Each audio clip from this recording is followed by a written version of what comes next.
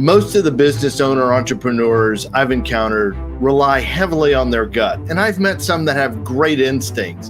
But in today's world, that's not enough. You've got to understand your numbers and make decisions from them. But wait, before you click off, I know numbers are boring, they're intimidating.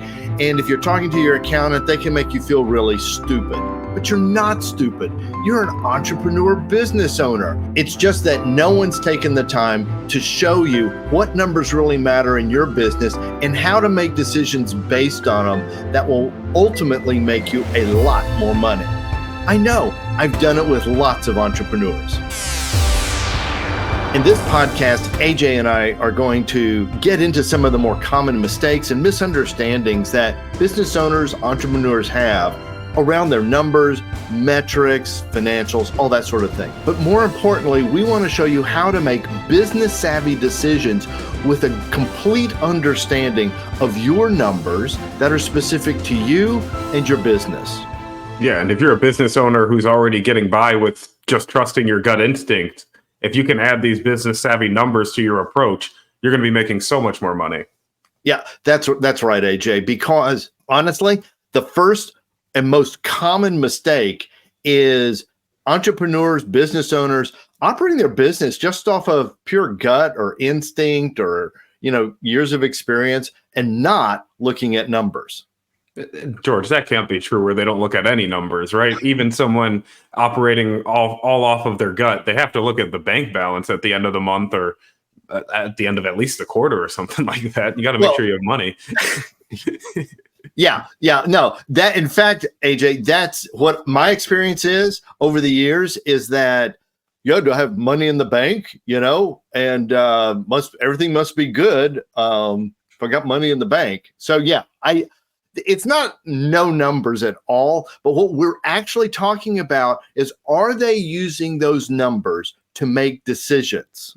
And that's different than just knowing a number. And I like how you bring that to making decisions, because you don't need to be an accountant where you know all of the numbers in every single account, but you need to know what's going on with the accounts so that you can at least make proper decisions based on them. And we've talked about this before. Outsourcing your numbers is not an option for you as a leader. Right. This is why the reason is that you need to know certain numbers. And so let's get into that, because I think this mistake, let's just talk about cash for a second, because I can show you a scenario where you have a lot of cash in the bank, but you're about to lose your business. And it's because you've collected all your you've collected all your receivables, you've had a big windfall, you've sold some assets or something like that, and you're sitting with a nice cash balance, but there's no incoming business.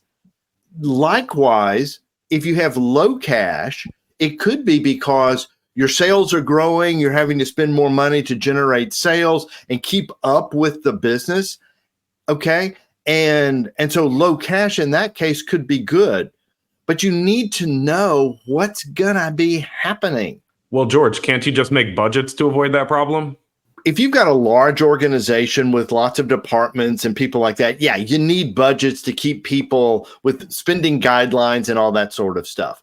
But for most small business owners, at least at the level of the ownership, you've got to have something dynamic. You need dynamic numbers that are showing you on a regular basis, monthly at least, what's happening and how you need to be adjusting, whether it's increasing spending, decreasing spending, and budgets are static and don't do that. Okay, and as you're saying that, that's kind of exposing a mistake I've made, where we would make our sales projections, and then with that, we would build our budgets based off of that.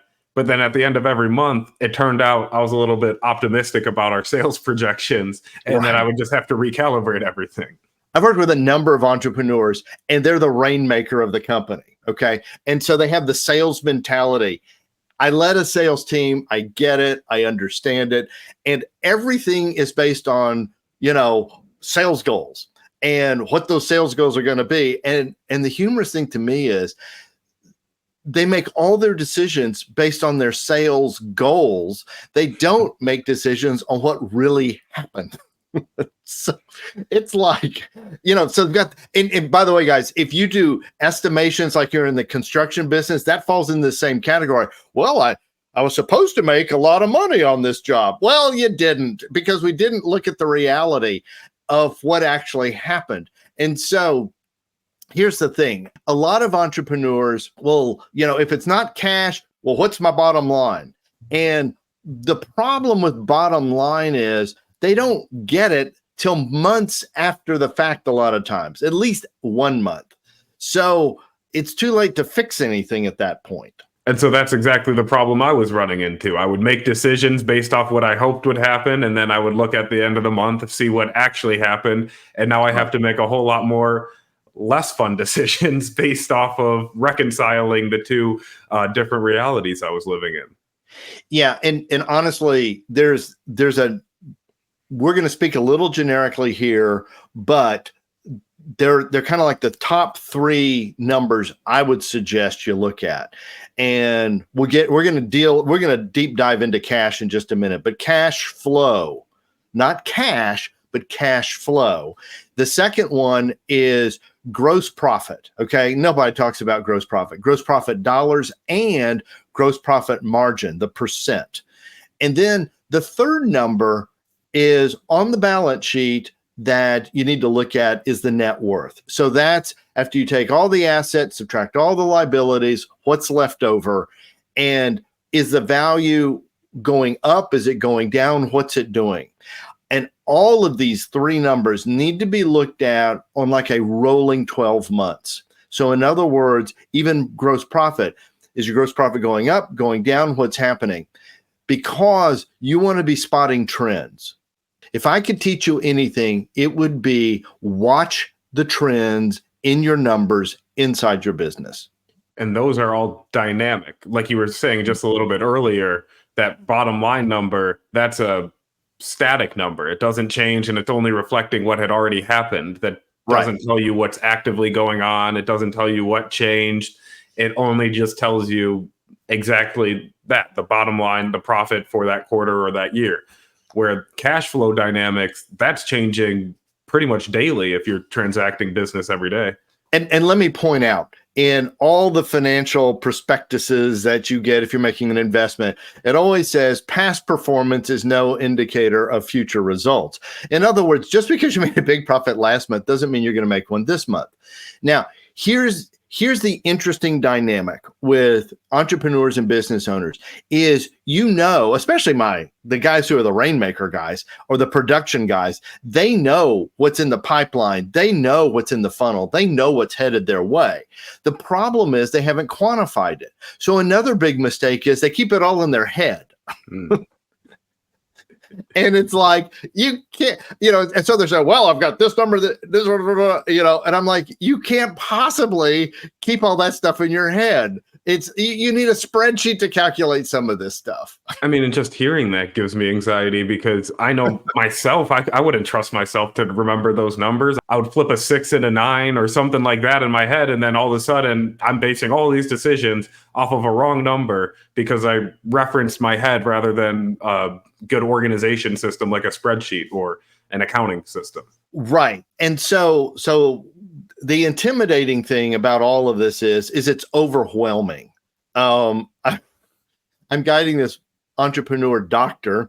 He is really growing in business savvy, but he's overwhelmed because we don't have the systems in place yet. And we're bringing people in, we're doing all sorts of things, but the other day he had all these papers and he's trying to figure this out. And so I was just like, just tell me this number, tell me that number. And I'm building a little simple spreadsheet off to the side. And so, because he was asking a very important business savvy question, am I making money on the doctors I'm adding to my practice? That's really good business savvy. And the current systems he has in place won't answer that question. And so we're going to put those things in place, but they're just not there yet. So in his case, you're guiding him to understand the numbers he needs to know, and then from there, taking him on a journey to figure out how to actually track those numbers and figure them out. That's right, AJ. Once you understand a number and you're playing with a little bit, on a spreadsheet, a back of the envelope, something like that. And you're like, wow, if I had this number accurate and regularly was getting it, I could make great decisions about my business. And I know my profitability is going to go up. Then you come in behind that and start building in the system so that you're getting that number on a regular basis. Okay, so outside of cash, what you're saying is the numbers specific to your business are exactly that, specific to your business. And once you can identify the numbers that are going to help you grow, you need to figure out systems to track those. And ultimately, that's going to help your cash flow dynamics. And getting back to that, that's the most important thing anyways, right, George? Yeah. And so guys, there's all these different numbers and things like that. By the way, let me just mention down below in the description is a link to our free monthly mastermind. Look, jump on that. Come, it's free. And you could get questions answered like, what's an important number in your business? I will tell you right now, the single most important business is your future cash flow. Cash flow is the lifeblood of the business. If you don't have cash, you die. Okay. So, and most people go, they wake up and look, hey, my bank balance is below zero. Oh crap. And it's like, you could have seen this coming. All right. I'm going to show you how. We've got a tool. We put together a cash flow projection. It's really super simple. Most of these are super complicated out there. We're going to have a link below. You can go download it for free. Let's just take a look at that right now. So this is pretty simple here. It's not that complicated. You can see you have cash in, you have cash out, and then your ending cash after that. Right. And guys, this is something that it's more about a mindset than it is about a spreadsheet. If I could do anything like magic wand, I would want you to think 12 months out. And so across the top, you can see it's going to automatically take numbers all the way out 12 months. So then you're projecting your different sources of cash across those 12 months and starting with your beginning cash balance and then seeing how your different revenue streams and accounts receivable, the credit card balance, any credit lines or loans you might get, how those are going to increase your cash as those are sources of cash. And then on the cash outside, you're projecting again for those 12 months for your different expenses or cash payments you're making. So that's your payroll expenses, your non-payroll expenses, one-time expenses, asset purchases, inventory, things of that nature, things you're actively parting with cash for. And you're subtracting that from what you received cash for, and then reconciling that to see what your ending cash balance is after adding or subtracting that to your beginning cash balance you started with. Right. So let me show you guys some subtleties in this thing. So first of all, everything's got a formula in it. You just click on a cell, and then up at the top, you'll be able to see. You can't see it on here because we've hidden the view, so it shows the spreadsheet, but it'll show a formula in the cell. And so each month, what you're going to do is, and I would save this as a template, okay? And then each month, you're going to just move it if it's whatever month it is, that sort of thing. And what you want to do is look at, like, for example, most people aren't probably running receivables, but I want to bring it up. So when you look at your receivables report at the end of the previous month, it's going to have like 30, 60, 90, over 90 days categories. You just drop those in each month that they're due. And it's when you think you're going to collect that money. So that's cash in. And then revenue streams, that's like what AJ was talking a little while ago on just projecting out what are the revenue streams. Now, here's AJ, this would have saved you a lot of trouble because if you projected your January and it turns out it's not as good as you thought, you can just change them or just go to February and change your projection there.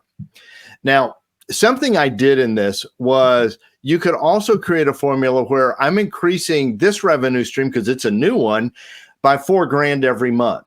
And so you can see it increases. And I just said, I think it's going to increase $4,000, or you could do it on a percent. I think it's going to increase 10% every month. And just build that into your projections. The credit cards, let me explain how I would use that, because if you're paying off your credit cards every month, this category doesn't matter. Okay. What this category is doing is if you're borrowing on your credit cards to fund your business. So you got to look at the balance of your credit card. And that's where I said, does the balance increase or does it decrease? Okay. So are you saying every time you used a credit card, that's technically an inflow of cash? Technically, yes. But I don't think that's the best way to try to track it because that's too detailed and difficult.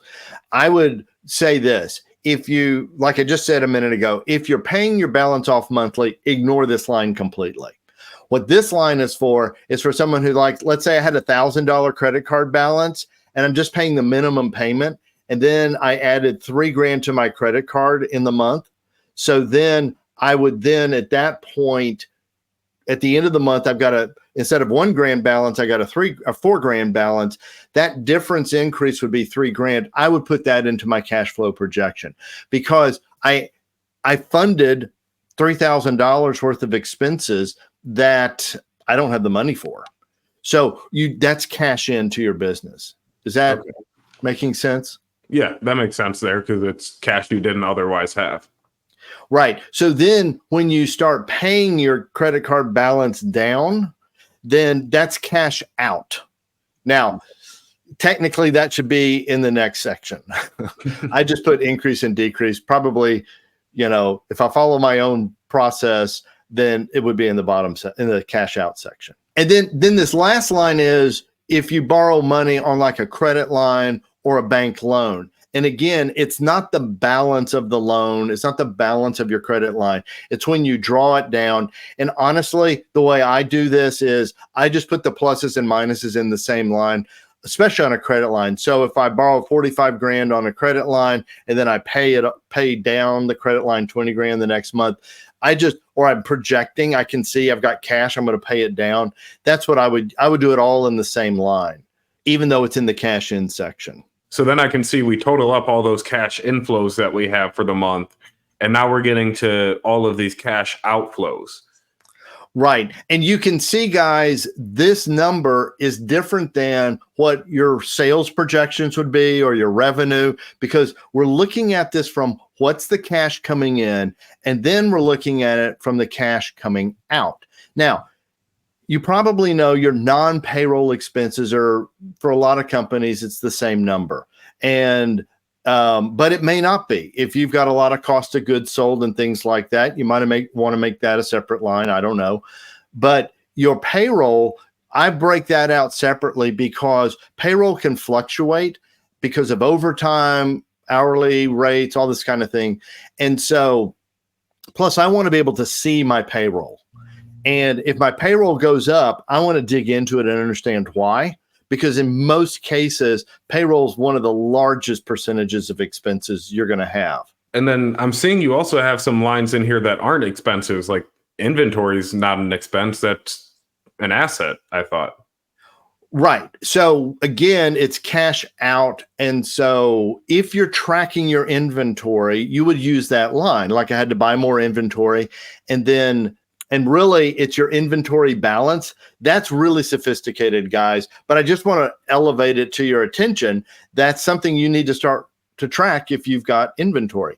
Assets are more common. Like if it doesn't fall in an expense account and it's a big enough asset, like it's over $5,000 or something like that, you're going to count that as an asset, and that's cash out. I also called one-time expenses because when I'm going back over my numbers, I like to know that's not an expense I'm going to have that's recurring. So it might be, I had to pay this attorney one time for this work, this legal work. Okay. I'm not going to pay it again. It's done. It was one time, because I want to see recurring expenses and then one-time expenses. So I know how to project. It just helps on the projection. And that gives you your total cash out. Again, that's not your total expenses. And so your cash balance is not your net income. It's how much cash you have. On the spreadsheet, what it does is, so you'll see you have 93,000 at the end of January, and now you have 93,000 at the beginning of February. And so the spreadsheet's just doing that for you. Right below the ending cash is the change in the cash for the period. So that way you can see, is your cash increasing or decreasing? This is really important because you can get a heads up for bad stuff happening down the road or good stuff happening down the road. But you definitely want to know what's going to happen. And you can actually project the future, not predict, project.